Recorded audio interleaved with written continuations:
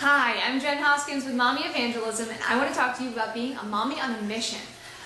This is, in my opinion, the most vital and the most fruitful season in any woman's life. When you have children following along behind you, like little ducklings, they are watching you, they're copying you, they're gaining understanding from you, they're learning from you, they're watching everything that you do. They're watching your mistakes and they're watching your successes.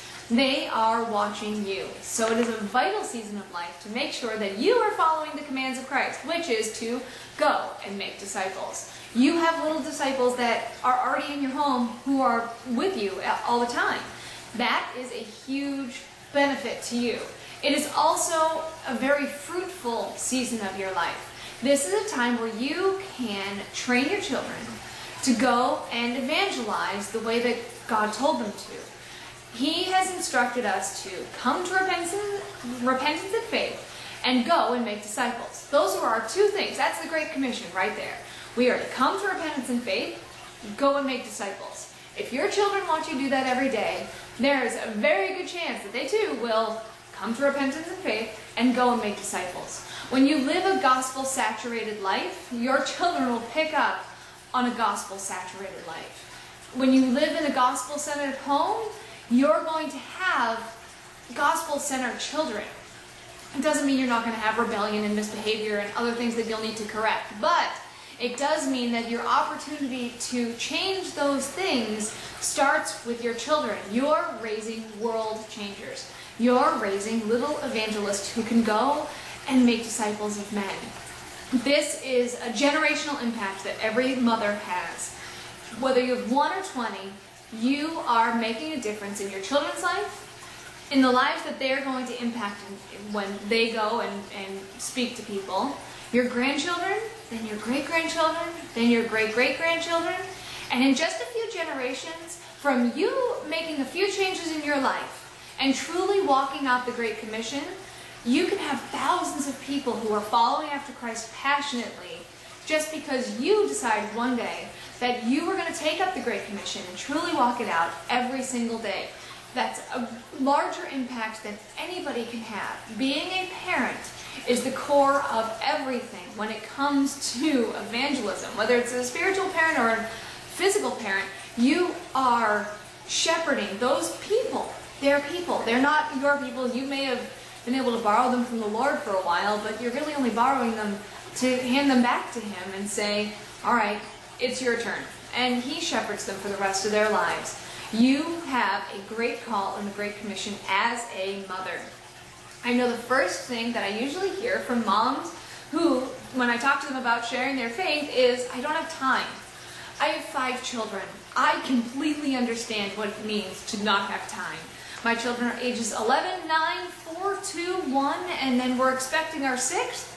So I really understand what it's like to have toddlers meltdown and to have big kids make really poor choices at really inopportune times. I understand what it's like to have to take 16 potty breaks when you go to the store, and when you go to the park, you get out of the car and then you realize somebody doesn't have their shoes. With 5 children, we've learned to just keep going and say it's fine, don't worry about it. But I understand all of those things. I understand that it seems like life can be very, very consuming. I know what it's like to go and make dinner and realize you don't have the one ingredient for the 7 main dishes that you normally make. I know what it's like to have to go to the store and not have time for these things and have a pile of laundry and school to get done and things to be sorted and a big bin of stuff that you had to clear off the counter, and I get it. It really is difficult to find the time to do these things, but I'm not telling you to drop all of those things and then go and evangelize people. I'm telling you to incorporate evangelizing into those things. You absolutely can incorporate into those things. Evangelism isn't just going and getting in a box and open air preaching. That's completely fine if you want to do that. But evangelizing is the little things that you do with your children, the little things that you do with your home, the little things you do with church, the things you do when you go to the store.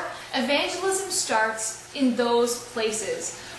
When we do laundry, I have my little helpers who help me with laundry, and we talk about how things are in order, and we talk about how things look better when they're nice and neat and folded because there's a proper way. It's still the same thing, but a balled up shirt and a shirt on a hanger, one's going to look better just because it's a different way of doing things. You can turn anything into a spiritual conversation. It's just looking for the opportunity to do so. When you speak to your children or your husband or your friends or your family or anybody else that you come in contact with about matters of faith, God is going to show favor on those situations, and He's going to use it for His glory. And there are a lot of opportunities in your life that you're letting slip by that you don't even see right now, and all I want you to do is open up your eyes and see, where can I show the love of Christ differently? When you know how to share your faith quickly and effectively, then you can go and you can truly start changing the world step by step. It's not going to be a radical change for your daily plan of life, but it is going to be a radical change in plan for your goals in life. Your goal should be to go and make disciples. That's what Jesus told us to do. Now that goes for all of us. That goes for men, that goes for women, that goes for brothers, sisters, fathers, mothers, uncles, everybody. Everybody's to go and make disciples. So that's really all I'm telling you, is to go and fulfill that Great Commission. On average, 2% of Christians share their faith on a regular basis. That number is far too low. That number, if you have 100 Christians in a room, 2 of them share their faith on a regular basis. I don't like being in a room knowing that I'm that one and I need to go find that other one who shares their faith on a regular basis. Instead, I want to go and talk to the other 98 and find out why they aren't, because it really is very easy to go and change. So you can be part of that 2%. We really do have a role as moms in the Great Commission. We are blessed to have those roles. I want you to take what you already do in your life, see what you can change just a little bit, and see how much of an impact you can have for Christ. I know I was convicted when I had left a store one day, and the Lord said, "Who did you talk to?" And I said, no one. It was great. I got in, I got out, I got everything that I needed. And He said, "This is the season you're waiting for. A season where you don't have a lot of opportunity to share your faith. You may have more time, but you're not going to have as much opportunity. And what's more important, to have the opportunity or to have the time? If you have the opportunity, use that opportunity. It's there for a reason, and God's presenting it to you for a reason."